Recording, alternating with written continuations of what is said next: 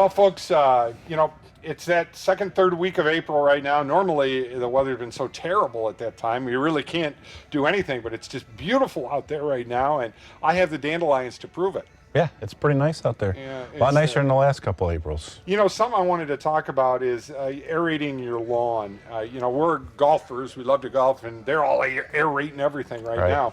It is probably a good thing. I know you got the machines. You can rent them. Sure can. And walk behinds, or we have the stand-on X-Mark aerator machine, which we rent out, which will do like 20 acres an hour. Oh, wow. So that machine goes. You stand on it, and like I said, it's a 30-inch path, and that thing will aerate some grass. And then you gotta, when you're done, you wanna rake all those little, I call them rabbit turds. You can, or you can leave them. They'll break down. They will break down. Okay. Yep. Some guys rake them. I aerated in the fall this year, and mine all broke down over the winter. Oh, wow. So now my lawn is looking pretty darn good, I will say. I would For a guy that expect his lawn usually doesn't look great. But you've got all the tools right here, and this is the hard thing. People just don't have the know. time, but they have the tools. Yes. But you don't know. Right. You don't know what to go with. And that's we're here to help you through the projects. You know, the biggest thing coming out of winter, if you get any dead patches, you know, or any snow mold, which would be, of course, we didn't have any snow this year, which would be the brown patches. Those you want to rake up. And then it's always good, especially if you aerate, you want to overseed. So you'll put, you know, new grass seed down. You got all different kinds. Yeah, with a starter fertilizer. Got it. Different grass seeds for different areas, more shady, more sunny. So it just depends on, you know, your application. And then now, of course, if you don't want to aerate now, you want to aerate in the fall, you're to the point now where dandelions are coming up, which you mentioned. And now you want to hit it with like a weed and feed product. We have the Scott's products, which are good. We also have some other products that work really good. Fertilome's an awesome brand that we carry that a lot of golf courses use, actually. And that is a great product also.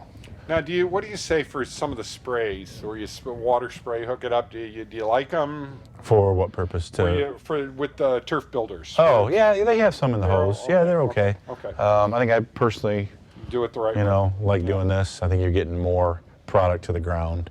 You know, and it's plus those are time release. Of course, you yourself don't do this. You have like Jeff Merritt. I did somebody. I did it. Oh, you did it? Wow. Because we also rent an X-Mark ride-on spreader sprayer.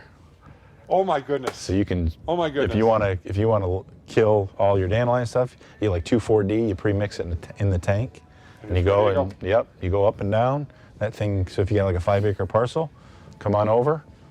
Jeff can rent that to you. Yep. And you can kill all your weeds. You can fertilize.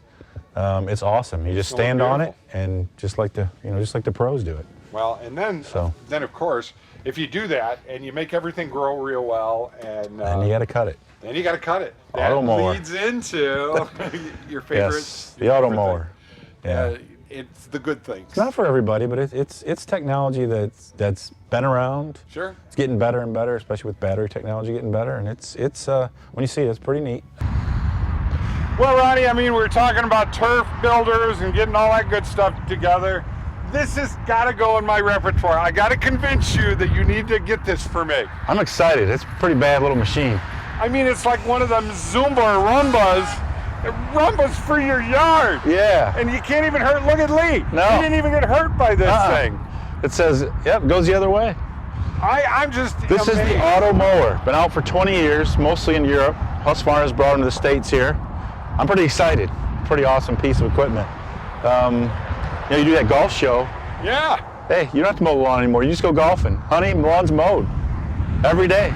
And literally, it just keeps going all day. Right. It has a time. It's got a 24-hour timer. Okay. So obviously we have it set up in this area here. You can see where it's been mowing. But yeah, we have it set up to run all day long. We take it in at night. Sure. But you can set it up to run from 4 to 11, p.m. while you're home. 6 days a week, 5 days a week, 3 days a week, whatever. You gotta be kidding me. It's pretty cool. I want one. It knows basically, 3 things. It has a boundary, like a boundary wire you put in like a dog fence wire. Okay. You can bury it or you can just stake it down. Right. And then it knows it has to go home to charge, to eat, charge up. And it knows it has to cut grass, and it knows it has to stay within the boundary. That's really what it does. And it cuts.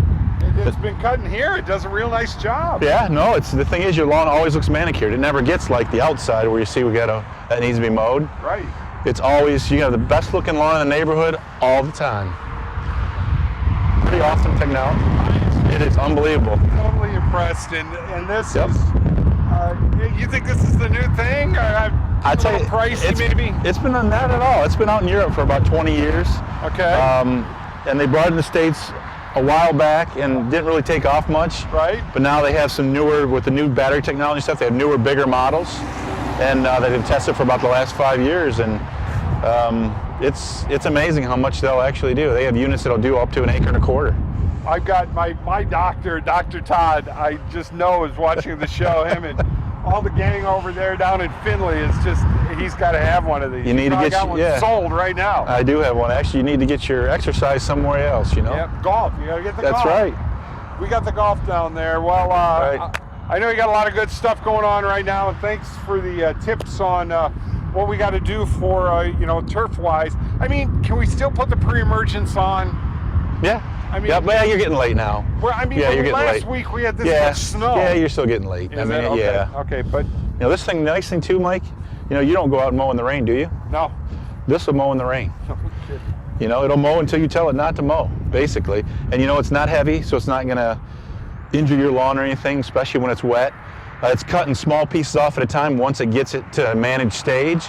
So all that, you're not gonna have all that thatch that you have now. Right, so the lawn's gonna be healthier. It's going to grow more, and they say you don't really have to fertilize because that thatch ends up in such small little pieces that it decays and becomes a source of nitrogen, very quickly versus a long piece of grass that you're cutting off.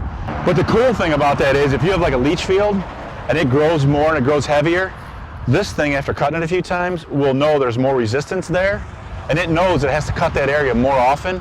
So it'll program itself to go to that area more often because it knows that grass grows more. That's pretty impressive. Jeff, it's going to hit me. Get down on it there. Watch this. Watch this.